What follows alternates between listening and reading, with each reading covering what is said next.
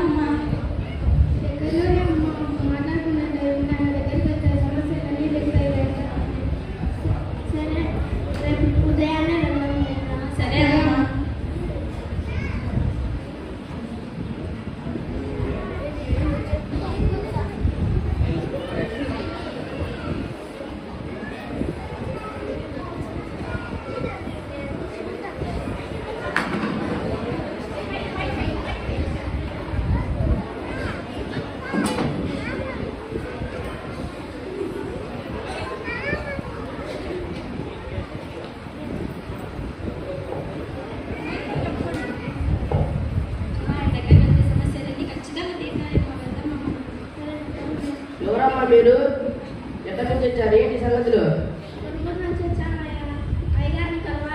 అలాగే చెప్పేస్తాం. అయ్యారు పిల్లలు ఊళ్ళో బయట ఉన్నారు. రమ్మని చెప్పండి. అయ్యారు పిలుస్తాను పిల్లలండి.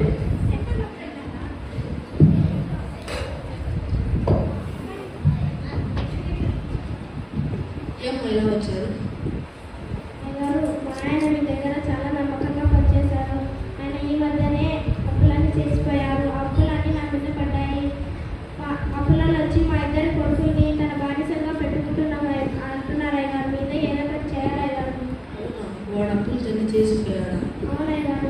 నేను చెప్పినట్టు చేస్తానమ్మా.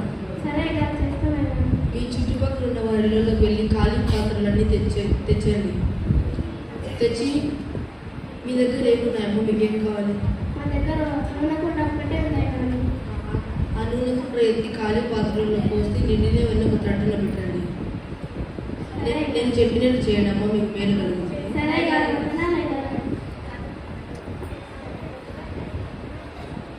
చిన్నడా పెద్దడా ఇలా చేస్తే మనకు మంచి జరుగుతుందని అయ్యారు చెప్పారు కదా. వెళ్ళి ఎదురింటి ఆంటీ దగ్గర, పక్కింటి ఆంటీ దగ్గర, వెనుకింటి ఆంటీ దగ్గర వెళ్ళి పాత్రలు తీసుకుంటారు కదా. అలాగే ఆంటీ ఆంటీ కొన్ని పాత్రలు ఉంటాయి మన aunty, please aunty.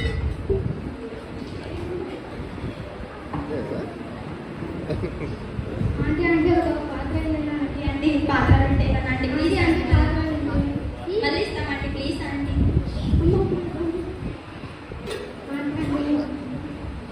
Aunty aunty మళ్ళీ కొన్ని ఉంటాయి కదా ఆంటీ.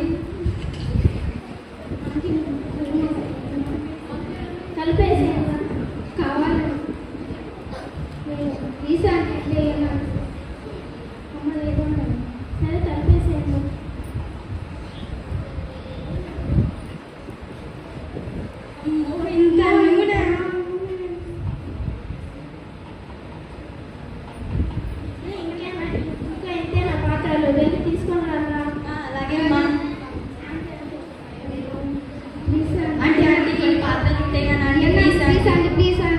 మళ్ళీ ఇస్తామండి ప్లీజ్ అండి.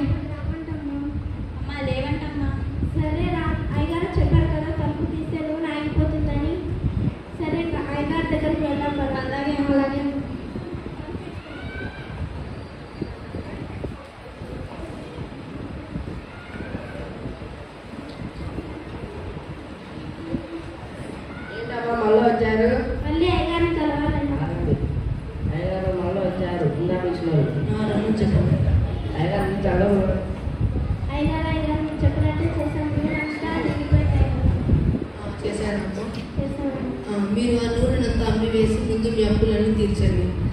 తర్వాత నువ్వు మీ పిల్లలు కలిసి నెమ్మదిగా బ్రతకండి. అలాగే అయ్యగారు. అవును.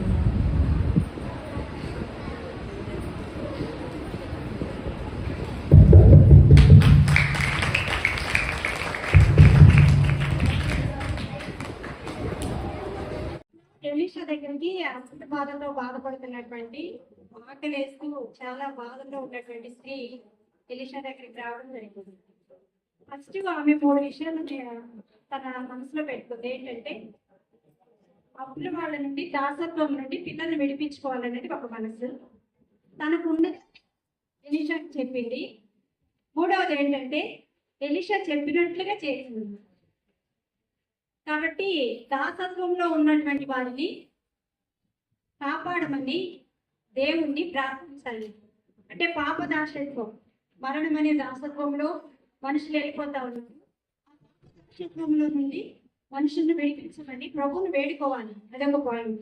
తర్వాత ప్రభు సన్నిధికి వచ్చేటప్పుడు తన దగ్గర ఒక నూనె కుండ ఒకటే ఉంది, బడాయి నేను చెప్పుకోలేదు, ఒక్కటే ఉందయ్యా నా దగ్గర, ఇంకేం లేదని. అలాగే మన పరిస్థితి అంతా కూడా చక్కగా వివరించి ఉన్నది ఉన్నట్టుగా చెప్పుకోవాలి. అలా చెప్పుకున్నప్పుడే ప్రభు మన మనవని ఆలకిస్తాడు. అలాగే మూడవది ఏంటంటే ఆయన చెప్పినట్లు చేసింది. మనం కూడా వేసి చెప్పినట్లు చేయాలి. అలా చేసినప్పుడే మనకు సమృద్ధి వస్తుంది.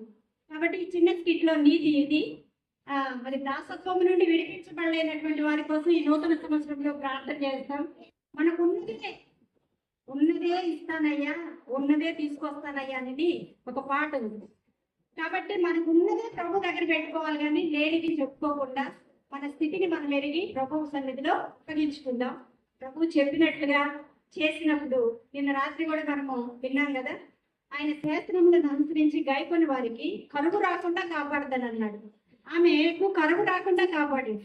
కాబట్టి ప్రభు మనకు అలాంటి కృపను అనుగ్రహించి మరిన్ని మేలులతో ఈ నూతన సంవత్సరంలో మనల్ని నడిపించిన గాక.